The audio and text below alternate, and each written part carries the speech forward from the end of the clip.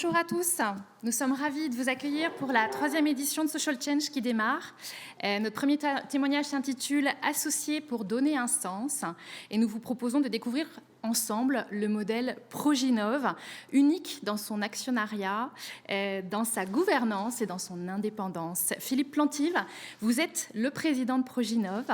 Implanté à la Chevrolière, Proginov est le leader français de l'édition de logiciels de gestion pour les entreprises. Vous employez 282 salariés, comptez 1200 clients, pour un chiffre d'affaires de 43,7 millions d'euros en 2019, en croissance de 13,5%. Alors cette année 2020, la croissance se tassera peut-être autour de 7,5%, c'est ça, ce qui reste exceptionnel compte tenu du contexte. Philippe Plantive, vous allez nous raconter, on va vraiment rentrer dans votre histoire et dans l'histoire de ce modèle Proginov. Vous êtes rentré chez Proginov comme stagiaire à 19 ans et vous êtes aujourd'hui le président du conseil d'administration de Proginov. Nous comptons également l'expertise de Cyprien Schneider, qui est associé à KPMG, qu'on ne présente plus. Leader dans le conseil aux entreprises, l'expertise comptable. Voilà. Je m'appelle, moi, Marion Andro, je dirige l'agence de communication B-Side qui compte 20 personnes et je suis administratrice aux dirigeants responsables de l'Ouest ainsi qu'élue à la Chambre de commerce. Alors, je vous propose de commencer avec une question, un partage de la richesse. On va en parler. Nos thématiques, c'est associé pour donner un sens. De quoi parle-t-on exactement, Philippe? Qui aujourd'hui, quel pourcentage, qui est associé, qui est actionnaire, quel pourcentage de salariés actionnaires compte-t-on aujourd'hui et à quel moment vous avez décidé chez Proginov d'ouvrir votre capital et pourquoi? Bonjour à vous deux. Eh bien, écoutez, l'objectif chez Proginov a été de faire participer les collaborateurs. L'idée fondatrice, elle émane de Michel Martin, le fondateur de l'entreprise. En 1996, il prend conscience qu'une entreprise de service doit revenir à terme aux personnes qui créent la valeur ajoutée tous les jours. Dans ce contexte-là, alors que nous ne sommes pas une SCOP, nous sommes une société anonyme à conseil d'administration, il décide de mettre en place un système de telle sorte que les collaborateurs aient le temps d'accéder au capital sans faire appel à un LBO et faire en sorte que ce capital puisse se transmettre de génération en génération. Pour ce faire, il a pris un exemple qui était le sien. Arrivé à 50 ans, il a décidé de faire en sorte qu'il devait commencer à céder son capital progressivement d'année en année jusqu'à ses 65 ans, année d'un départ en retraite aujourd'hui. Et chaque personne arrivant ainsi à 50 ans chez Proginov doit céder 1/15 de sa détention chaque année. Ça crée une bourse aux actions. Et les moins de 50 ans ont la possibilité d'accéder librement. C'est ça qui est important, Marion, c'est librement. Donc il n'y a pas de notion de quota. Et surtout, il n'y a pas d'obligation. On considère que l'accès au capital est une question très personnelle. Et à ce titre-là, on est vraiment très content de constater que les collaborateurs emboîtent le pas très favorablement au dispositif. Aujourd'hui, on a 85% des salariés qui sont actionnaires. Et encore une fois, librement. Et ça se passe justement naturellement. Ce passage de relais se fait naturellement avec les âges. Vous avez constaté au fil des années peut-être des envies supplémentaires d'accéder à l'actionnariat. Comment ça se passe? Alors oui, Marion, on a eu 4 fois dans notre existence depuis 1996 une surdemande des moins de 50 ans. Et dans ces cas-là, nous n'avons pas eu d'autre choix, encore une fois, vu de notre sensibilité, d'augmenter le capital de l'entreprise, non pas parce que nous avions besoin de nous financer sur des projets de croissance, mais tout simplement, ça nous tenait à cœur de faire en sorte de pouvoir accéder à la demande de nos moins de 50 ans. Ainsi, encore en 2019, on a eu une augmentation de capital, on est passé de 3,2 millions à 6,4 millions. Nous avons incorporé des réserves, mais les collaborateurs ont apporté sur la table plus d'1 million d'euros de leurs deniers personnels. Quand vous êtes président d'un conseil d'administration ou directeur général comme Xavier Bossis, je peux vous assurer que l'ensemble des membres du conseil d'administration, nous sommes 12, ça nous pousse énormément. Enfin, on est tous dans une grande dynamique. D'accord. 85%, c'est énorme. Du coup, ça fait que de salariés actionnaires, c'est beaucoup, même par rapport à d'autres entreprises qui ouvrent leur capital aux salariés. C'est fort en termes de démarche RSE. Et pourtant, je crois que vous ne vous définissez pas comme une entreprise libérée, ni avez beaucoup couru après les labels RSE. Est-ce que vous pouvez nous expliquer un peu la démarche et votre opinion là-dessus ? En fait, le label, il a pour intérêt de sensibiliser un grand nombre de personnes. Alors c'est très bien, enfin, moi je ne suis pas contre la démarche par exemple du RSE, aujourd'hui le Social Change qui est une très bonne initiative. J'ai eu l'occasion aussi d'échanger beaucoup avec les DRO dont vous faites partie Marion. Mais en fait, on n'a pas besoin de ça chez Proginov parce qu'on l'a dans notre ADN. Donc à partir du moment où on le porte en soi, eh bien, on n'a pas besoin de le démontrer. Donc, en fait, si vous allez sur le site internet de Proginov, jamais vous verrez un quelconque rappel à un logo de label. Néanmoins, on préfère largement porter ces valeurs-là dans le quotidien, en rapport direct avec nos collaborateurs et surtout en vision stratégique à terme. Et j'ai l'impression que ce qui vous caractérise finalement plus, c'est peut-être la notion d'indépendance. Parce que vous êtes une entreprise indépendante, face à vous, il y a des grands groupes. Et cette indépendance de parcours, de valeurs, vous donne aussi la liberté finalement de construire ce modèle. Est-ce que vous vous retrouvez justement dans cette notion d'indépendance ? Oui, je pense que l'indépendance va revenir en force, y compris, je pense que ce Covid-19 rebalaye les cartes. Redistribuer les cartes. Et en fait, nous, aujourd'hui, on n'a jamais été aussi à l'aise pour pouvoir orienter notre entreprise, pouvoir décider entre nous si on verse des dividendes ou pas en période difficile, de pouvoir se dire, tiens, cette année, on est en période de crise, mais on a quand même recruté 32 personnes. C'est pouvoir se dire aussi, on se projette dès 2021 sur des nouveaux investissements immobiliers. Mais c'est du feeling. On n'a pas besoin d'en référer à qui que ce soit à l'extérieur, que ce soit d'un point de vue boursier, d'un point de vue, pourquoi pas, partenaire financier en haut de bilan. Non, le capital est entre nos mains et ainsi on peut parfaitement bien le gérer. Cette indépendance nous emmènera là où on a envie d'aller. Et puisque je vous compte aujourd'hui, eh bien, c'est le résultat d'une histoire qui a vu le jour en 96. Et puis, ça continuera d'évoluer parce que Proginov est un modèle vivant. Et donc, je ne peux pas aujourd'hui vous dire exactement quelles seront les futures orientations parce que ce n'est pas moi qui les décide seul. C'est issu du fruit du collectif. Et justement, vous nous parliez de cette histoire. Vous, Philippe, comment vous êtes-vous inscrit finalement la décision d'ouvrir l'actionnariat, elle a été portée par le fondateur. Vous êtes inscrit dans cette histoire parce que vous partagiez les mêmes valeurs, la même vision. Comment s'est fait ce passage aussi de relais, quelque part, au niveau de la gouvernance ? Très tôt, puisque effectivement, j'ai commencé comme stagiaire. J'ai été vraiment très touché par la sensibilité de Michel Martin. Mais c'est le cas aussi c'est pas que personnel en fait, c'est le cas des personnes qui sont aujourd'hui évidemment au conseil d'administration et bien au-delà de ça, au niveau de l'actionnariat. Et on voit bien que de toute façon, si les personnes viennent massivement dans l'actionnariat, eh bien c'est parce qu'elles adhèrent complètement aussi aux fondamentaux. Pour ma part, je suis issu d'une famille d'entrepreneurs, de commerçants. Et j'ai vu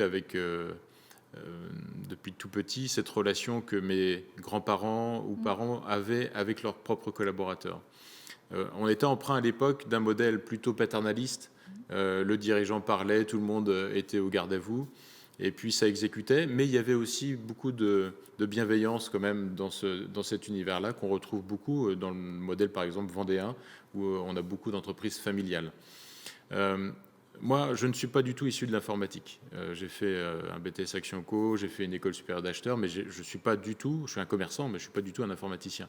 Et donc très tôt, j'ai compris que de toute façon, il fallait que j'associe à mes côtés tous ces talents qu'on a chez Proginov, d'ingénierie en tout genre, sur les bases de données, sur les infrastructures d'hébergement, sur l'ingénierie des processus autour de l'ERP. Et en fait, ça m'a tout de suite sensibilisé de faire en sorte que lorsque moi, je perçois quelque chose en tant que commercial, en termes de commissionnement, eux devaient aussi, naturellement, percevoir. Cette règle-là, qui est née quand je suis arrivé comme premier commercial, eh bien, on a fait que l'accroître. Et aujourd'hui, en fait, n'importe quel collaborateur Proginov est sur un salaire au variable. Et ce variable peut représenter le double de la rémunération brute ce qui est quand même c'est assez considérable quand même dans un contexte où on va avoir des collaborateurs qui habituellement, on peut avoir un petit peu d'intéressement de participation. Nous, on l'a vraiment projeté bien au-delà de ça. Alors tout à fait. Justement, comment ça se passe? Je suis salarié chez Proginov, j'ai envie, j'ai une trentaine d'années, j'ai envie d'y aller. C'est quoi la démarche? Déjà, lorsqu'on est collaborateur, alors ce modèle qu'on a mis en place, alors qu'on n'a pas du tout de label et qu'on ne revendique pas de label en tant que tel, eh bien, il doit être connu quand même parce qu'on a 500 CV spontanés chaque année, alors que nos confrères de l'IT peinent évidemment à recruter. Alors, c'est issu d'une relation école-entreprise qui est vraiment mitonnée par Xavier Bossis, notre directeur général. Et puis, on a aussi, au-delà de cet écho scolaire dans les grandes écoles et l'université, eh bien, on a aussi clairement des témoignages qui se font de nos propres collaborateurs. Quand vous êtes actionnaire d'une structure à laquelle vous croyez, vous en parlez le week-end aussi, ça vous habite. Et moi, je suis reconnaissant à l'ensemble des collaborateurs qui font rayonner Proginov en permanence. Et en fait, les CV arrivent, on a un tri très précis des profils. On est en perpétuelle écoute en interne des profils que l'on doit sourcer pour, on va dire, consolider telle équipe ou tel secteur du jeu. Et puis, vous avez des tests. Ces tests, ce sont les tests que Michel Martin a lui-même passés en 1973, l'année de ma naissance, et qu'on a toujours pratiqué. Et il faut faire un certain pourcentage de réussite au test, sans quoi autrement on ne passe même pas en entretien. Donc il y a vraiment un recrutement qui est assez sérieux au départ, et puis l'entretien après fait tout sur la dimension humaine. Si on est timide, c'est pas grave, on va au-delà d'un profil qui serait un peu introverti. Dans l'informatique, il y en a beaucoup. Eh bien, on arrive à aller déceler des traits de personnalité. On arrive à aller voir aussi sur les CV si ce sont des personnes qui naturellement ont su dépenser leur énergie pour les autres. On le voit très simplement sur les activités sportives, associatives. Et puis après, dans l'échange avec le jeune, on voit très bien si lui-même, tout ça fait sens pour lui de penser avant tout au collectif, avant lui-même en fait. Devenir salarié chez Proginov, c'est une étape. Devenir actionnaire, c'en est une autre. J'imagine qu'il faut avoir confiance dans son entreprise et dans le futur de son entreprise pour s'engager, parce que là, on n'est pas sur du court-termisme. Ça veut dire aussi qu'il faut pouvoir y voir clair sur la vision, la stratégie de l'entreprise. Comment ça se passe chez vous?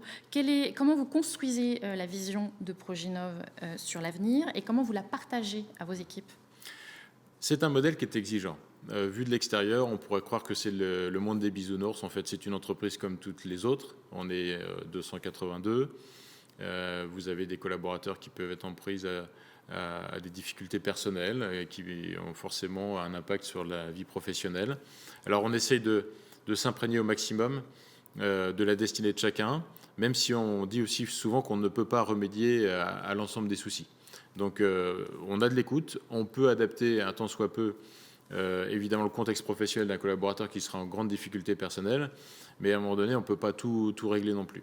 Ce qui est important à comprendre dans tout ça, c'est que le modèle est exigeant quand on est dirigeant d'une structure comme celle-ci, parce que ça revêt forcément une forme de transparence aussi très importante.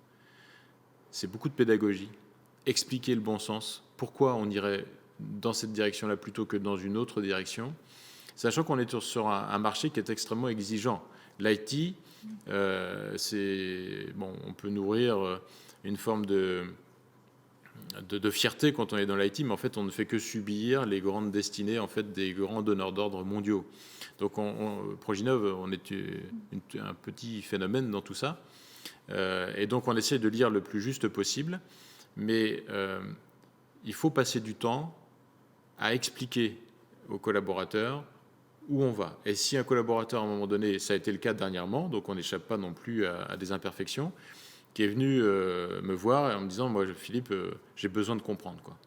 Et il me dit, je fais un chèque pour entrer dans les instances. Évidemment, il achète des actions et j'ai envie de savoir. Mais je lui ai dit, pas de problème, on se pose, quoi. On a passé 1h30 ensemble. Les équipes peuvent venir vous voir en direct. Elles ont qui comme interlocuteur au sein de l'entreprise? Oui, bien sûr. Oui. L'ensemble des DGD, bien sûr Xavier Bossis, le directeur général, et moi-même, on est vraiment acteurs de ce qui se passe chez Proginov. Il n'y a pas un seul membre du conseil d'administration qui ne soit pas clairement au fait de ce qui se passe chez Progi. Donc nos bureaux sont à proximité. Et donc on est sur un organigramme très plat, et donc les personnes peuvent venir nous voir évidemment très, très spontanément, ça va de soi. Ouverture, dialogue, vous parlez également de transparence. Je crois que la transparence, c'est sur tous les sujets, y compris le sujet qui peut être sensible de la rémunération. Vous avez là aussi un système de rémunération et de décision collective de la rémunération qui est assez atypique. Est-ce que vous pouvez nous en parler ? Oui, on a essayé plusieurs choses en fait, donc des fois on fait aussi des erreurs, et donc dans ce qu'on décide collectivement, on corrige aussi certaines choses, mais on a eu l'occasion par exemple de remettre des budgets d'augmentation, et puis de dire aux équipes, affectez vos budgets d'orientation. Alors vous avez des équipes qui disent non, nous de toute façon on va le faire de façon égalitaire, et puis chacun prend sa part. D'autres qui ont commencé à vouloir faire plutôt au mérite. Et puis là, ça a été forcément vécu un peu difficilement, parce que il faut pouvoir assumer ça aussi. Et puis quand on sait que c'est transparent, forcément, quand on décerne une augmentation à quelqu'un, quand on lui donne une augmentation, les autres savent très bien qu'ils n'ont pas été forcément augmentés. Donc tout ça a été testé, parce qu'on avait eu des critiques sur les augmentations. Forcément, on est challengé. Et donc, on avait dit, on fait comme ça. Et puis très rapidement, les collaborateurs sont revenus vers nous et disant, non, mais c'est pas notre job en fait. Ça, c'est à vous de le faire, c'est à vous de le faire, les dirigeants. Alors, on a réorienté les choses. Et l'aspect égalitaire, on n'y croit pas d'un point de vue rémunération, même s'il faut par contre que effectivement chacun et chacune puisse bénéficier malgré tout de la valeur ajoutée qui est dégagée par l'entreprise. Mais par contre, il y a une chose qui est sûre, c'est que la notion de au mérite doit être au centre du jeu. Les organisations qui voudraient lisser l'ensemble des rémunérations au titre d'une transparence ou que sais-je, ça ne fonctionne pas, parce que vous allez commencer évidemment par démotiver les personnes qui sont chevillées au corps dans l'action et dans l'entreprise. Donc en fait, on essaye en tant que tel de faire preuve de beaucoup de discernement, et pour être au maximum dans l'équilibre, eh bien, l'exercice de l'augmentation se fait sur une cinquantaine de personnes. C'est-à-dire que vous avez 50 personnes qui vont être en réflexion sur chaque profil pour émettre un avis. Dire, tiens, lui, on le passe cadre, on le passe pas cadre. Tiens, un tel ou un tel, on va lui faire 50 € ou 100 € d'augmentation cette année sur son brut. Ça peut être 200, ça peut être 300. En tout état de cause, l'objectif, c'est de voir ça sur un collectif. Quand on remet ensuite publiquement les augmentations, la personne qui se sentirait maltraitée, c'est quand même par 50 personnes. Donc il y a une légitimité de fait. Et Et ça, l'effet collectif, il est difficilement critiquable de toute manière. Après, cette notion de transparence, ça peut bousculer un petit peu. J'imagine que certains qui rentrent chez vous peuvent être un peu surpris aussi par le mode de management, par ce que vous venez de nous raconter. Oui. Voilà, j'imagine que ça, du coup, soit on adhère et on revendique et on devient actionnaire. Il y a aussi des personnes qui ne s'y retrouvent pas. Ça peut arriver. Concrètement, quand on a un collaborateur qui vient se plaindre justement de son traitement, ou qui va se comparer à un autre, ça c'est terrible. C'est un vrai cancer, cette affaire-là, de se comparer à quelqu'un qui est rentré en même temps que soi. J'ai pas eu la même augmentation que lui. En fait, non, nous, on n'est pas dans le fonctionnariat, donc c'est pas comme ça que ça fonctionne. Et donc, les personnes qui s'y retrouvent pas et qui finalement peuvent être amenées à rejeter un peu tout ça, on leur demande simplement une certaine élégance, c'est de dire, écoutez, voilà, vous y retrouvez pas, on vous laisse le temps, mais soyez élégant, quittez le modèle, parce que quelque part, si vous ne vous y retrouvez pas aujourd'hui, vous n'allez pas forcément vous y retrouver demain. Donc vous allez le vivre à contre-courant, ça ne sert à rien, quoi. Et le titre de notre table ronde, c'est associé, qui donne du sens. Pour tous les autres, ça apporte ça permet un engagement décuplé, ce fonctionnement managérial, cet accès possible à l'actionnariat. Vous le ressentez ? Oui. Alors, il y a plusieurs choses là-dedans. Il y a l'enracinement, qui est important. On travaille toujours sur trois éléments qu'on observe en permanence. C'est effectivement l'actionnariat pour l'enracinement. Ça permet aussi d'accéder à une certaine ambition de certains profils. On sait que le gène de l'aventure est porté par un individu sur 4. Et donc, ces individus-là, on les a aussi chez nous, sur bientôt 300 personnes. Et donc, l'actionnariat leur permet aussi de pouvoir se réaliser. Donc ça, c'est le premier sujet, c'est le capital. Le deuxième, c'est la rémunération. Entre ma rémunération et le plus bas salaire, aujourd'hui, on est sur une échelle de 1 à 3. Et peut-être que ça évoluera, mais en tous les cas, on est sur une idée d'un partage fort de la valeur ajoutée. Et puis le dernier sujet, c'est, après le capital et la rémunération, c'est le management. Et on savait qu'il y avait forcément un truc qui allait nous arriver en grandissant, c'était la notion des petits chefs. Parce qu'en fait, on en crève dans les boîtes, pas qu'en France, partout. C'est en rapport à l'ego de celui qui est en poste et qui est censé être responsable. Mais vous avez deux types de responsables. Vous avez les responsables qui font grandir les autres, puis vous avez ceux qui appuient sur la tête des autres pour pas qu'ils les dépassent. Alors, pour éviter ça, donc on a des chefs d'équipe, parce que toute entreprise doit être évidemment organisée, mais parfois, entre des profils humains, ça marche pas. Et on n'échappe pas à la règle, il peut y avoir ce genre de cas, alors même si c'est minime. Et donc on a mis en place un système qui s'appelle les référents. Et les collaborateurs ont la possibilité tous les 3 ans de donner 3 noms. Ils donnent 3 noms de personnes qu'ils verraient comme étant l'oreille attentive, qu'ils pourraient voir au moins de façon ritualisée 2 fois par an pour les entretiens évidemment qui sont imposés, mais également pour la vie courante. Et puis, on s'est dit, on va voir si les noms des responsables d'équipe ressortent. Alors, la plupart du temps, oui. Donc, ça veut dire que ça ne fonctionne pas trop mal quand même, naturellement.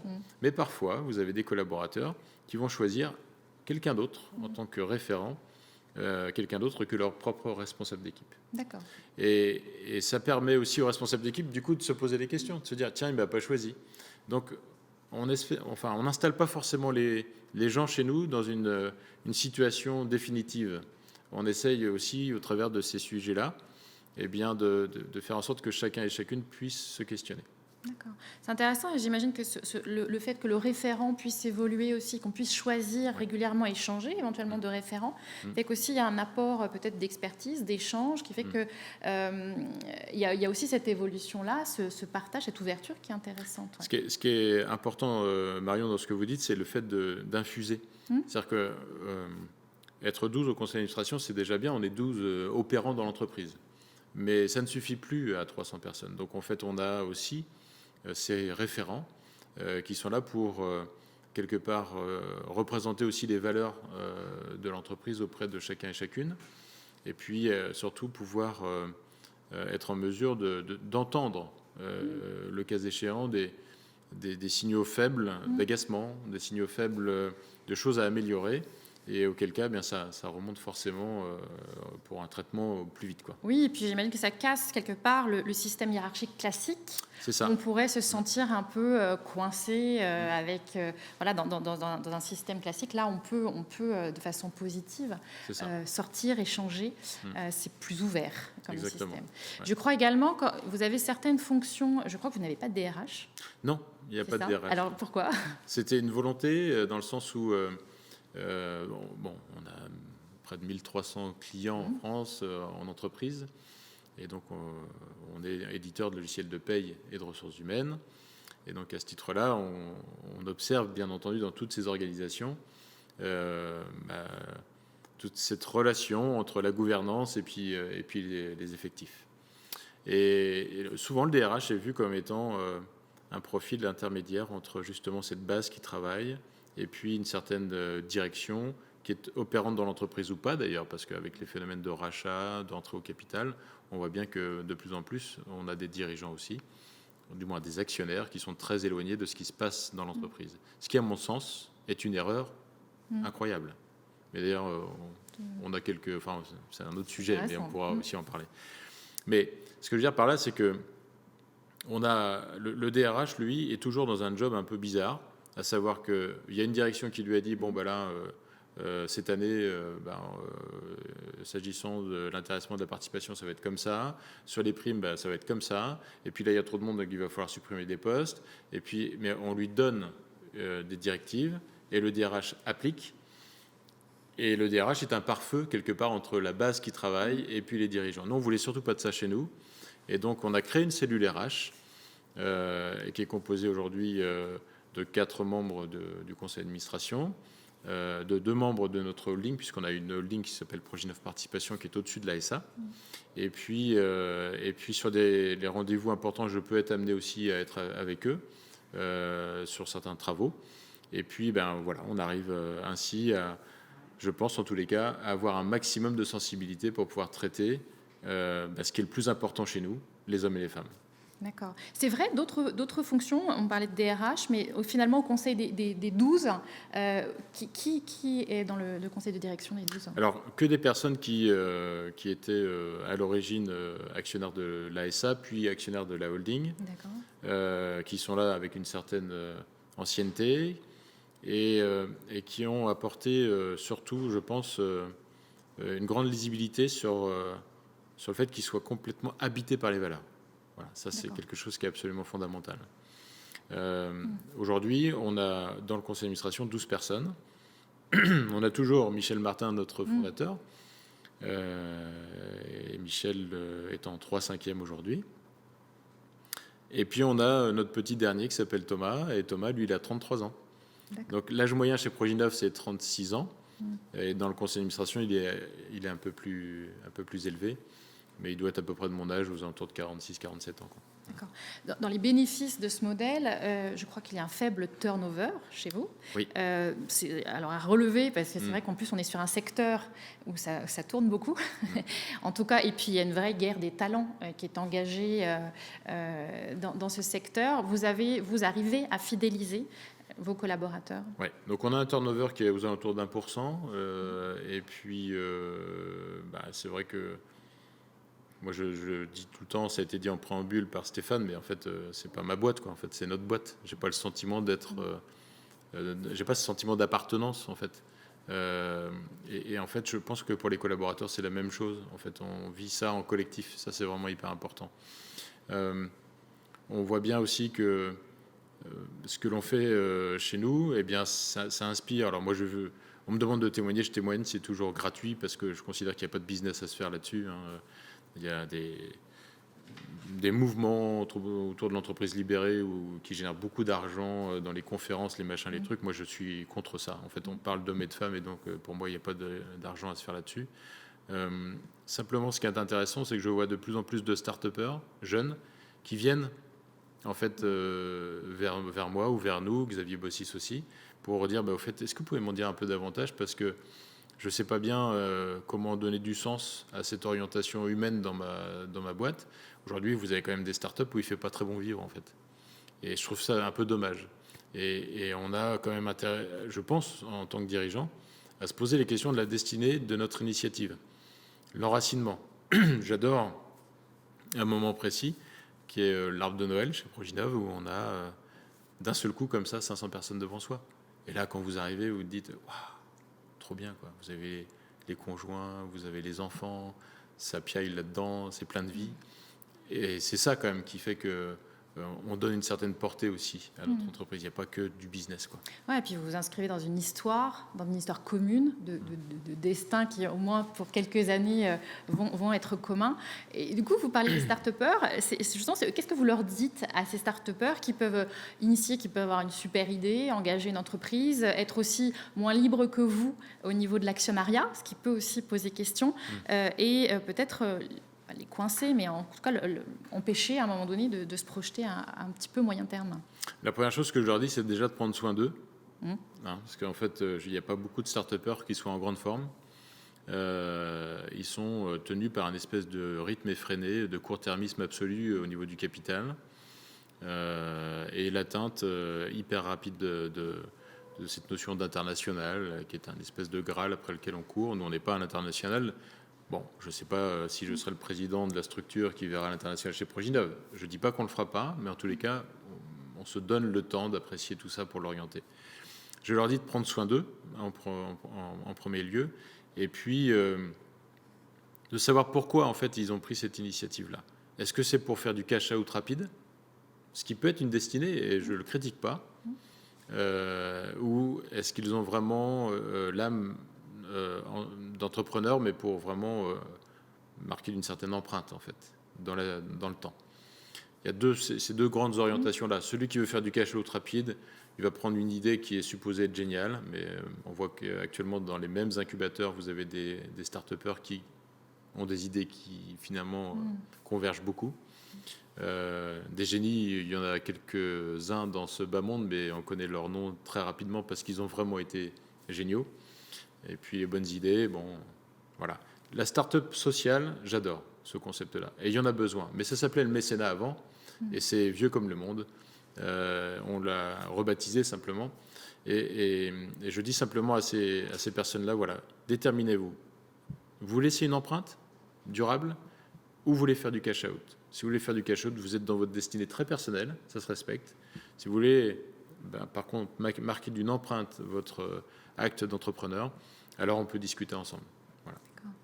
On voit que votre modèle, cette attractivité, elle devient externe. Vous commencez vraiment à être visible, à être reconnu, identifié pour votre modèle. On vient vous voir pour des conseils. J'imagine que c'est aussi attractif en termes de marque employeur, même si vous ne l'avez pas travaillé en tant que tel, ce n'était pas un levier de communication, mais votre modèle parle. Et j'imagine que dans le secteur où vous êtes, les possibles salariés comparent, regardent un petit peu les entreprises. Vous avez parlé, je crois, de 500 CV que vous recevez chaque année. Vous avez senti justement au fil des années que vous étiez plus attractif et que vous attiriez peut-être des anciens de start-up ou anciens de groupes informatiques. Oui, moi j'aime bien justement ces personnes qui sont en poste actuellement et qui ont déjà cette première expérience professionnelle, qui viennent chez Proginov, parce qu'ils peuvent témoigner auprès de nos petits jeunes qui rentrent issus de l'école que vraiment ailleurs c'est différent.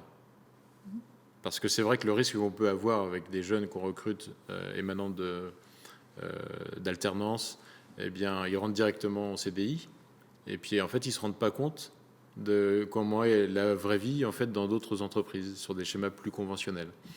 Alors on ne dit pas que les autres entreprises ont tort, on dit simplement que nous on fait différemment et c'est quand même sympa de pouvoir relever durablement dans le regard de nos propres collaborateurs associés qu'effectivement ce qu'on fait chez nous, c'est un caractère très singulier. D'accord. Votre modèle, effectivement, il sort du conventionnel. Il pourrait même interroger un peu l'approche capitalistique classique qui perdure depuis des années. Il reste exceptionnel ou il reste une exception, il pourrait devenir une inspiration? Alors, on constate évidemment que c'est une exception. On est en premier lieu, mais tout comme KPMG, on est des observateurs d'entreprise en fait.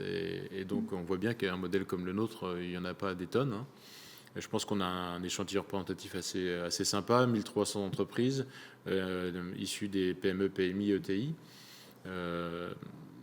Après, voilà, on a beaucoup de dirigeants aussi de nos clients, en fait, qui souhaitent passer du temps avec nous pour nous expliquer pourquoi on en est là. Ce que je dis souvent, c'est qu'on n'a pas fait... Ce que je vous conte là aujourd'hui, ça semble être une idée géniale, comme ça installée la veille et ça marche instantanément. Mais c'est faux, en fait. C'est un travail de maturation. C'est comme un maître fromager qui va faire maturer son comté. Et ben nous, on fait maturer. On a un séminaire tous les 3 ans. Et là, ce séminaire, c'est tout le monde. Personnel d'entretien, équipe technique, équipe de développement, tout le monde est là. L'équipe commerciale, bien sûr, aussi. Et là, c'est un séminaire sur le thème « Likez votre boîte », tout simplement. Qu'est-ce qui vous plaît? Qu'est-ce qui vous interroge? Et où sont vos craintes? Voilà. Et c'est ça qui est important, parce que finalement, qui d'autre que nos propres collaborateurs peuvent émettre les meilleures informations, les meilleures impressions sur qui nous sommes et notre façon de gouverner. Et ça, c'est très inspirant pour nous. Et ça, vous le reprenez, ce contenu, cette matière qui est produite ensemble, Ouais. des irritants, des inspirations, Ouais. comment vous le réinjectez après, comment vous modifiez finalement votre modèle, votre façon de fonctionner? Là-dedans, vous avez à la fois de l'utopie, parce qu'en fait, on a aussi des collaborateurs qui viennent chez nous et qui sont complètement enjoués de rentrer dans une structure différente. Et puis, à la longue, on sent que ces collaborateurs, parfois, voudraient qu'on aille encore plus loin. Et puis, nous aussi, on est là en gouvernance. Ce que je dis tout le temps à mes collaborateurs et associés à l'Assemblée générale, je leur ai redit le 4 septembre dernier, je leur ai dit, vous savez, vous êtes en CDI dans une situation plutôt confortable. Moi, je suis mandataire social. Je n'ai donc plus de contrat de travail avec Proginov. Et j'ai un mandat de 6 ans. Et c'est vous qui m'élisez. Donc, en fait, moi, je suis en CDD, vous êtes en CDI. Et en plus, c'est nous qui prenons les décisions qui, a priori, sont peut-être pas toujours très comprises.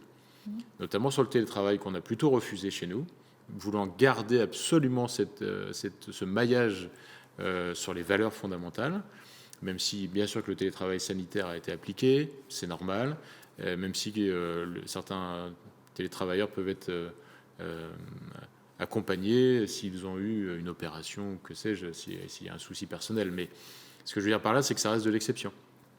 Et donc, quand je dis aux collaborateurs, voilà, moi je suis là en CDD, c'est bien aussi pour leur dire que quelque part, demain, tout pourrait s'arrêter. Je serais moi-même très fier d'avoir accompagné ce modèle jusque-là. Mais j'ai totalement confiance sur le fait que derrière nous, notre futur dirigeant, il est forcément chez nous. D'accord. Alors, on voit aujourd'hui dans les collaborateurs, aussi dans les générations un peu plus jeunes, cette appétence pour le sens. Et je pense que la crise actuelle fait que tout le monde s'est posé beaucoup de questions sur finalement son utilité, son job, sa raison d'être. Est-ce que justement ça peut attirer? Est-ce que vous avez aujourd'hui des profils qui viennent chez vous parce qu'ils ont envie de sens, parce que le modèle leur parle, parce que peut-être qu'ils vous bousculent, ils veulent vous emmener plus loin? Et vers où veulent-ils vous emmener? L'utopie, en fait, il faut l'entendre, il faut avoir une oreille attentive par rapport à ça. Mais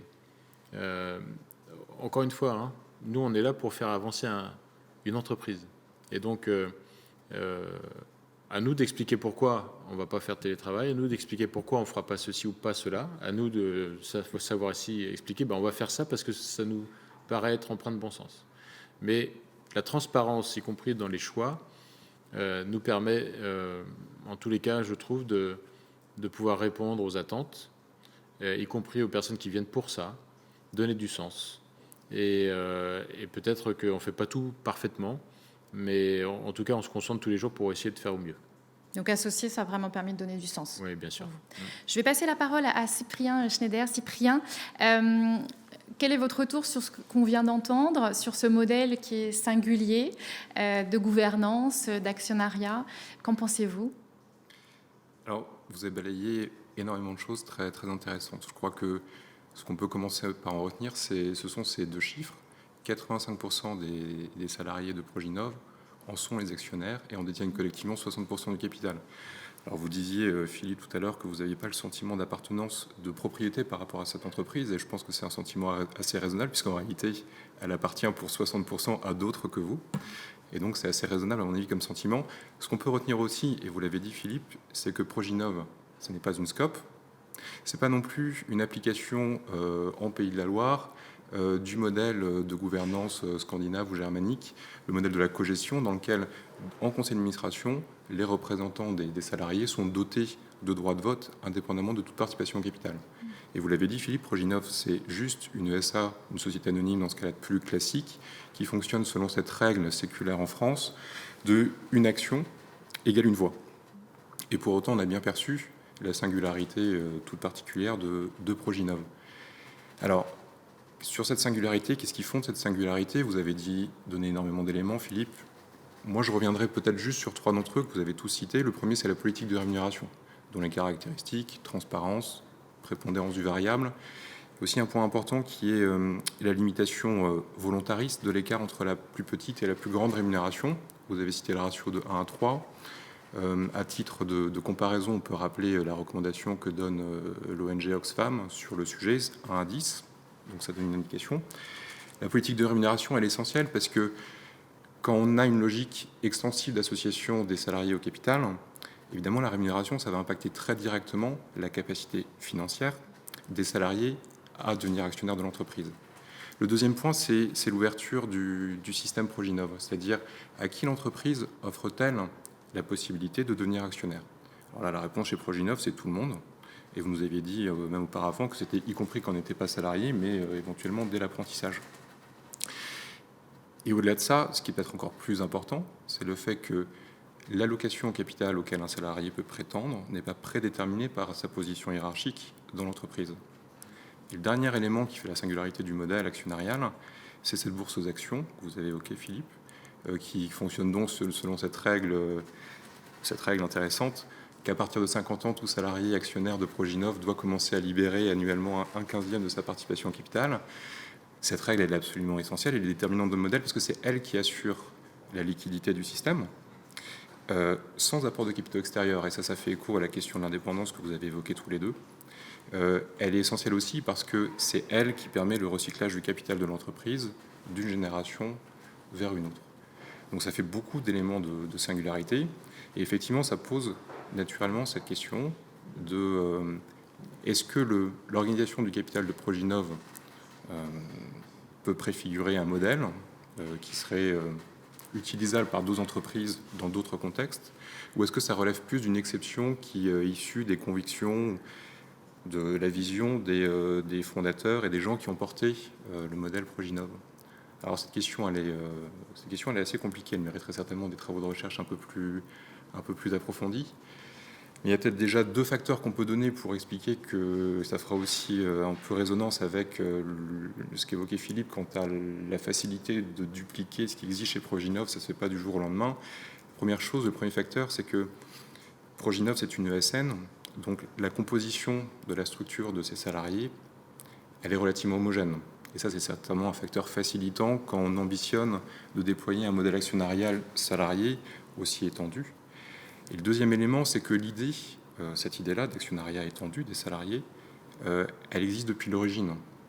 Elle existe depuis l'origine et puis elle a été déployée progressivement, ce qui, du point de vue de la valeur, et c'est important quand on parle de capital, ça a certainement permis de maintenir en adéquation la valeur de l'entreprise et donc la valeur de ses actions avec la capacité individuelle d'investissement des salariés destinés à en devenir les actionnaires.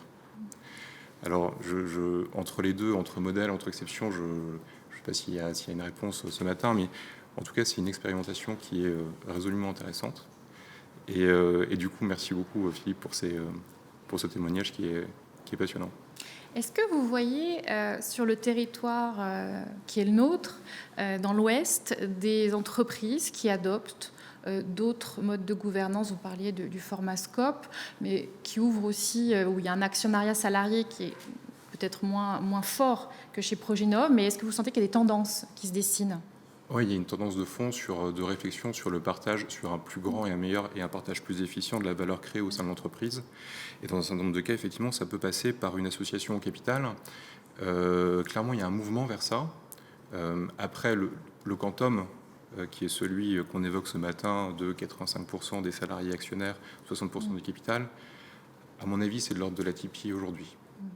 Évidemment, cette question de à qui appartient l'entreprise, j'aime bien ce que vous disiez sur finalement cette entreprise, voilà, elle n'est pas à moi, ce n'est pas possession, je conduis un projet avec les équipes. Est-ce que ces réflexions-là, les chefs d'entreprise aujourd'hui se les posent davantage? Est-ce qu'on sort justement d'un schéma qui est un peu plus ancien de propriété? Est-ce qu'on a une notion de passage de relais, de quelque chose de plus collectif? Alors, je pense, mais Philippe donnera son avis, qu'effectivement la question du sens, elle a quand même été remise complètement au cœur des réflexions managériales et dans la façon dont on entend créer de la valeur au sein de l'entreprise, la partager et donc impacter éventuellement la valeur patrimoniale de celui qui la possède. Donc l'intérêt des événements comme aujourd'hui, de ces réflexions autour de la RSE, c'est de reposer en permanence à tout moment la question du sens, de pourquoi les choses sont faites, dans quel but et pour qui. Et donc de ce point de vue-là, effectivement, je pense que les réflexions sont différentes aujourd'hui. Vous avez une réflexion sur ce sujet de l'appartenance et du sens de l'entreprise aujourd'hui? J'ai eu l'occasion, j'avais été sollicité pour faire un TEDx et ce que j'expliquais dans ce TEDx, c'est que vous avez deux éléments. Moi, je me souviens quand j'avais mes cours d'économie d'entreprise et d'économie générale, on dit macro et micro-économie maintenant, je crois. On parlait de personnes physiques et de personnes morales. Personnes morales pour caractériser la société, l'entreprise. Et ce que je dis dans ce TEDx, c'est qu'en fait, pour nous, à l'évidence, c'est la personne morale qui doit forcément perdurer. Les personnes physiques sont là pour finalement apporter leurs pattes. J'essaye de faire de mon mieux tous les jours avec le conseil d'administration, mais on sait qu'on n'est là que de passage. Et donc ce qui est important, c'est que Proginov demeure demain. Et c'est ça qui doit guider nos pas et nos initiatives et nos investissements, bien entendu. Et donc, à partir du moment où on arrive à se désolidariser de cet ego, en fait, finalement, qui est là, qui est encombrant, et de se dire, mais non, on bosse avant tout pour Proginov. Parfois, avec des commerciaux, je leur dis, mais l'important, c'est pas finalement le client qui t'appartient, c'est le client qui appartient à Proginov. Donc, d'un point de vue Proginov, qu'est-ce qui est le mieux? Voilà. Et emmener les collaborateurs vers ça, en fait. Comme si vous disiez, mais à tous vos collaborateurs, mais c'est avant tout KPMG. Et quand vous dites ça, eux, ils ne sont pas actionnaires, donc ça n'a pas trop de sens pour eux, en fait. Ils se disent, bah non, moi j'essaye de bosser à mon échelle, j'ai une feuille de route, j'ai une fiche de poste, mais quand vous êtes actionnaire, bah là, ça prend une autre dimension vraiment. Et on est actionnaire aussi que de passage chez Proginov. C'est l'intérêt ou c'est la philosophie de cette règle dont on a parlé. Quand on quitte l'entreprise, on n'est plus actionnaire. On a été actionnaire pendant qu'on y collaborait. Ça, du coup, c'est une réponse ou une forme de réponse à la question de la rente. Et ça change tout, effectivement, parce qu'on s'inscrit Absolument. dans un temps qui est un peu différent. Exactement, tout à fait. Très bien. Merci beaucoup. Merci Philippe. Merci Marion. Merci Cyprien. Merci à tous. On a quelques questions qui arrivent. Je vais vous les lire. Dans le système de référents que vous exposez, Philippe, les personnes référentes ont-elles choisi au préalable par le conseil d'administration? Qui peut être référent? Non, vous avez des référents qui, la plupart, sont dans la holding, parce que ce sont des personnes qui ont une certaine ancienneté. Mais vous avez aussi des référents qui sont hors holding.